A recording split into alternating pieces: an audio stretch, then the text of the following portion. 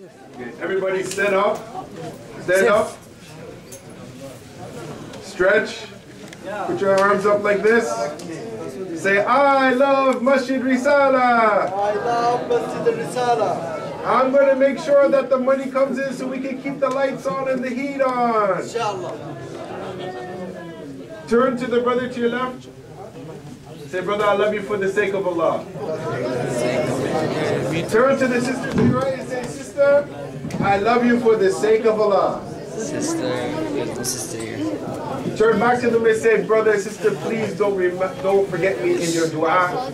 Brother, please don't forget me in your dua. Okay, everybody sit down.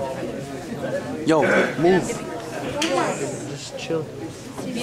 Yo, sit down, man. Okay, are we ready?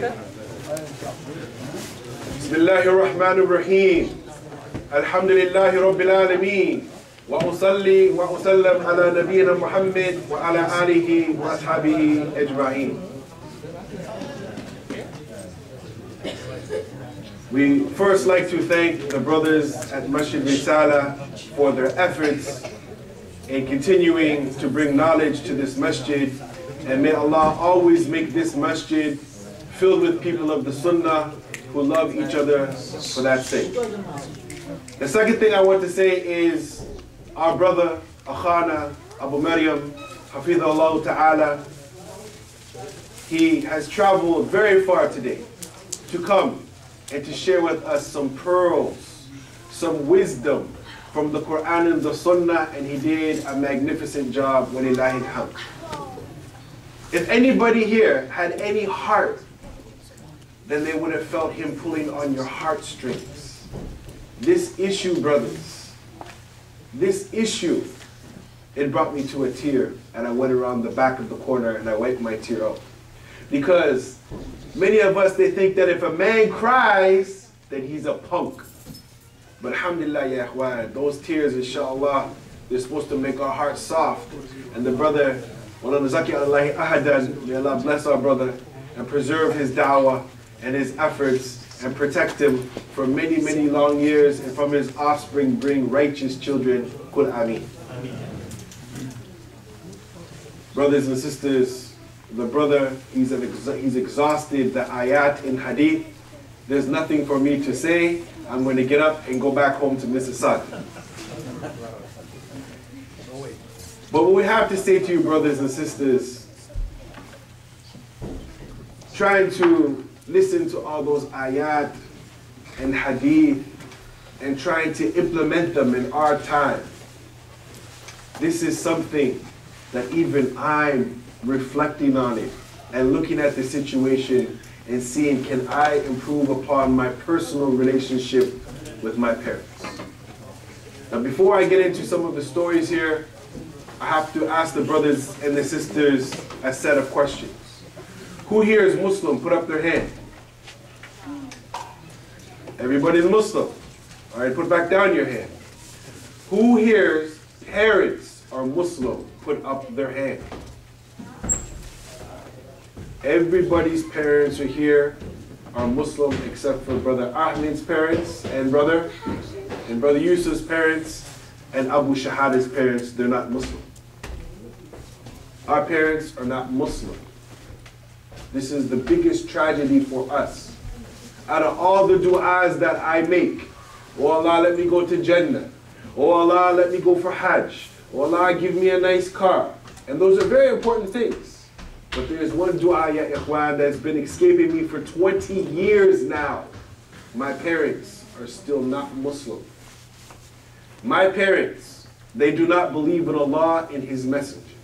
They do not believe in the Book of Allah. They do not believe in Judgment Day. They do not believe in the punishments of the grave. My parents never sent me to madrasa to learn Quran. My parents have never made dua for me.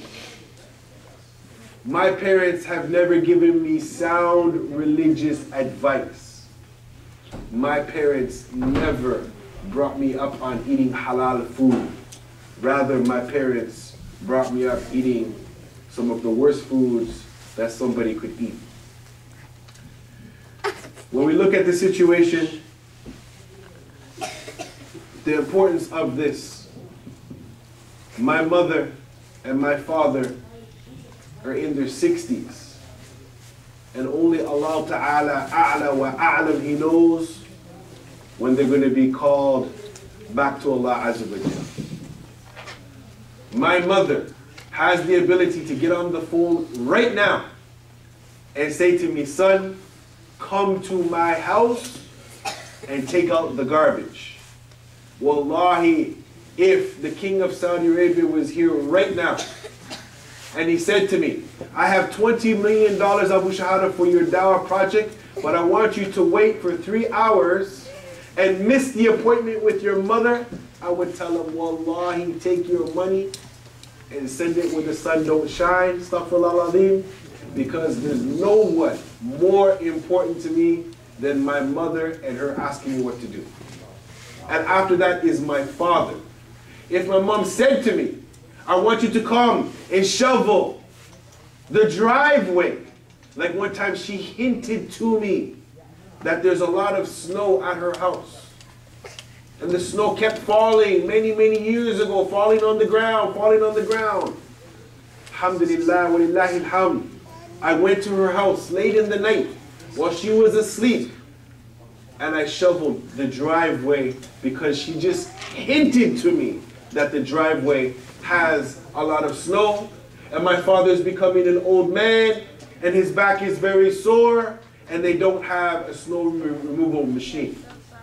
In the morning, she woke up to take out the dog that they have, and she seen that her driveway was shoveled.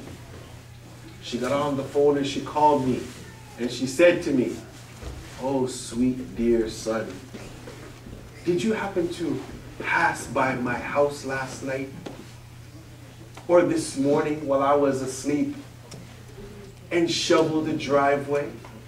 I said, me? Me? Come and shovel? That's a hard job. Who would do something like that? She said, I seen your footprints from your shoes at the side of the house you came here. You're a sweet boy. That same day, because of the issue of Silat Rahim, keeping the family ties, making mommy and Abi and Ummi happy, wallahi, another brother came in the masjid that day and he gave me some sadaqah for the dawah program. I connected with my mom, and the alaqah, the connection with Allah, became more tight. So yeah, ikhwan, we really can't get into that much detail, but over the years I've been watching other people's relationships with their parents. As Abu Maryam, Hafidullah, he had mentioned some, and he had heard stories. And one of the best ways to learn, ya ikhwan, to gain wisdom is not only from your life experience, but rather from the life experience of others, and learning from their positive things that they've learned and done right, as well as their negative things. I recently was dealing with a Muslim kid who has been having some serious issues. And if I didn't know the kid that well, I would think the kid is Majnun. Anybody know what Majnun is? What is Majnun? He's stark raving crazy. This kid, his mother told me that she was taking matches. He was taking matches and putting it in his mother's face to intimidate her. This kid punched his mother and kicked his mother and swore to his mother and tried to be abusive of his mother. Locked his mother inside the room. Told his mother when she can come and when she can go. And he went in the purse and he stole his mother's money. Now, the way I grew up, and Abu Maryam was explaining back in the days, that if I dare tried something like that in my time, my mother would take a pot and throw it in my head. And then after that, my dad would come and he would... But we live in a time now that the children, they don't deserve respect until they start to give some respect. And I tell you, brothers, when I was young, I couldn't dare say something bad to my mother or to my father. I had the opportunity to go to a country some years ago, and one of the brothers, his father was a Muslim for many years, and his father got on a motorcycle without a helmet and was driving, and somebody cut him off, and he fell off the motorcycle and he hit his head, and because of that he had brain damage. His son, who I know, I asked him after meeting his father, how's your father doing? He said, my father is a kafir. He left Islam. He doesn't make salat. The Prophet ﷺ said, whoever doesn't make salat, he's a kafir. My father doesn't love Allah, and he speaks bad things about Quran. And when I met his father has what they call raf al-qalb. The pen has been lifted up from his father's actions. And I said, after hearing that his father was in a severe accident and he split his head open, I said, Akhi, how dare you say something negative about your father? Speak bad words about him in the condition that he's in. And since then, ya Ikhwan, the brother has had numerous tests that have been very hard for him to deal with, because he's not making that relationship good with his parents. Another brother that I know, his mom was sick for many years and she died. When people asked about him, he had the worst things to say about his mother. I said to him, Akhi, did you not hear the hadith of the Prophet sallallahu alaihi wasallam? Man kana yu'minuna billahi wal yawmil akhir fayaqul khayran aw liyasmut. How dare you say something bad about your mother? Even after her death, you're speaking bad about your mother? Have you lost your mind? Have you lost your mind? This is the time, ya Ikhwan. If anybody speaks bad about your parents, you should tell them. If someone was to come to me and say something bad about my mother, I would tell them, let's step outside. You got something to say about my mother? What? Have you lost your mind? You got something to say about my father? No one speaks bad about my mother and father, or else I'm going to get up in their face. But the question comes, what happens if you speak bad about your mother? Like that young brother who got up in his mother's face and he had something negative to say to her. He spoke some bad words to her. He said some bad things. And he tried to punch his mother in the face. When I seen this young boy, come here, brother. Let's see. Stand up. Come over here. Yes, you. Come here. Okay, no, he's not the size. Let's see. Who's about 6 foot here? You come over here, brother. Come. Come. This is Omar here. Yeah, he's about the size. All right? Now, this young brother, just a few years ago, he was about this tall on me. 3 years went by, and he's the size of this guy. Maybe a little bit skinnier, maybe about 10 pounds lighter. All right? The kid came, and he thought he's tough. I'm from the street. I'm 14 years old. I'm a bad man. No one can touch me. I can beat up my mother. When I came to him and I said, hey, brother, how you doing, huh? What are you doing? What's going on? You all right? Are you sure you're all right? What's going on? Are you okay? How's your hand feel? It hurts. It hurts a lot? Yeah.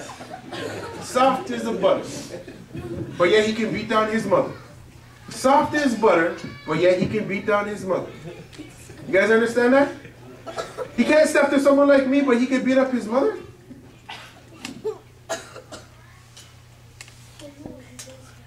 What happens when the angel of death comes? And he says, are you ready? The angel of death. Do you think our brother can go up against the angel of death? Yes or no? Do you think Sheikh Yasser can go up against the angel of death? How about Ahmed with that big, mashallah, red beard? You think that angel of death would be scared of him? How about me, Abu Shahadah? Can I go up against the angel of death? None of us, ya Ikhwan, will be able to go up against the angel of death. But the question comes, what happens when you have to stand in front of Allah Azza wa Jalla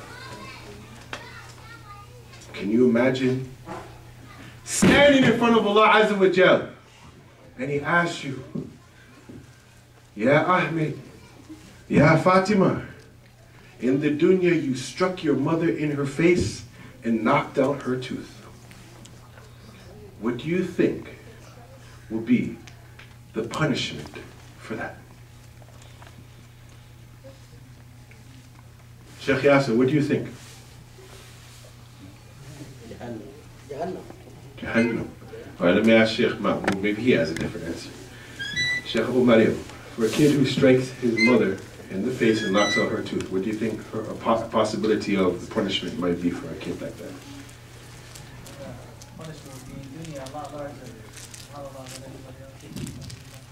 He'll get some licks in this life and in the hereafter. And I want to end it with one more story. One of the young kids, about 10 years ago, he decided to hit his mother as well. He was doing some drugs, smoking drugs. He decided, I'm going to have some fun. I'm going to smoke some drugs. I'm going to have a good time. I'm going to party. I'm going to listen to the hip-hop music. I want to be a gangster. I want to listen to the hip-hop music. So he decided, after smoking up, that he's a tough man. I'm tough. Tough. He decided to beat down his mother. But the kid was so stupid that he forgot he had 4 older, bigger brothers than him. When these big brothers found out, think about this, that he beat down his mother, what do you think happened to them? What do you think happened to him after he beat up his mother? What do you think?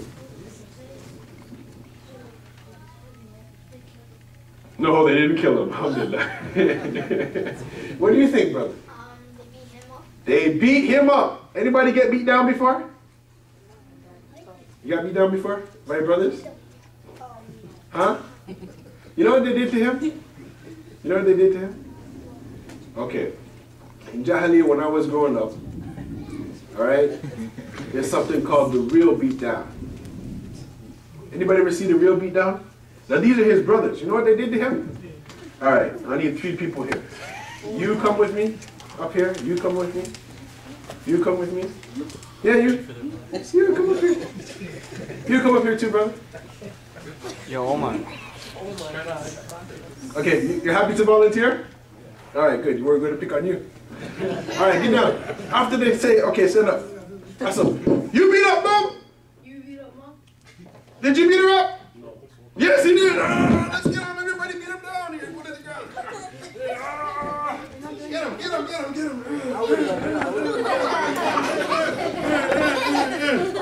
That's what they did to him. Okay, get up. But what happened after that? The father came home. What did the father do? Did he beat his kid? Yes. No. What did he say? Pack your bags and get out. But the grandma was home too.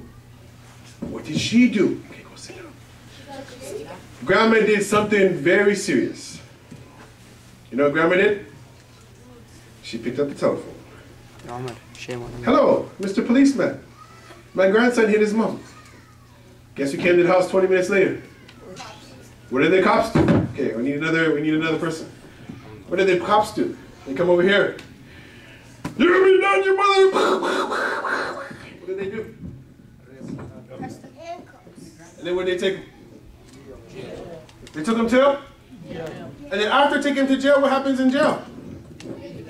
No, the people ask, who is this guy? Who is that guy? What is this guy doing? Oh, this guy, he beat up his mother. In jail. Guess what happens in jail when the kids find out that you beat up your mother? You get beat down again. So can you imagine, he beat down his mom, he got beat down. Is it done yet? No. Guess what happens after that?